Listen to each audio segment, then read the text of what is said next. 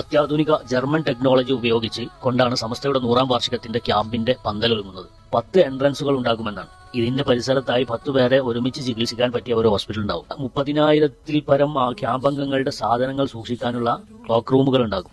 ഈ പന്തല് മാത്രം 3.5 ലക്ഷം സ്ക്വയർ ഫീറ്റിലാണ് പന്തല് മാത്രം നിൽക്കുന്നത്. 35 ഏക്കർ സ്ഥലമാണ് ഈ ക്യാമ്പ് നടക്കുന്ന സൈറ്റിൽ ആകെയുള്ളത്. അതിൽ കിച്ചണിന് വേണ്ടി മാത്രം 5 ഏക്കർ സ്ഥലമുണ്ട്. 1000 പേർക്ക് ഒന്നിച്ച് വുളൂ ചെയ്യാനുള്ള സംവിധാനമുണ്ട്. 650 ടോയ്ലറ്റുകളുണ്ട്. ടോയ്ലറ്റുകൾ മാത്രമല്ല, ടോയ്ലറ്റിൽ കുളിക്കാനുള്ള ബാത്റൂം സൗകര്യം അടക്കമുള്ള ടോയ്ലറ്റുകളാണ്. സമസ്ത കൊട്ടേഷൻ ക്ഷണിച്ചപ്പോൾ 15 പേർ കൊട്ടേഷൻ വാങ്ങി. അതിൽ 12 പേർ സബ്മിറ്റ് ചെയ്തു.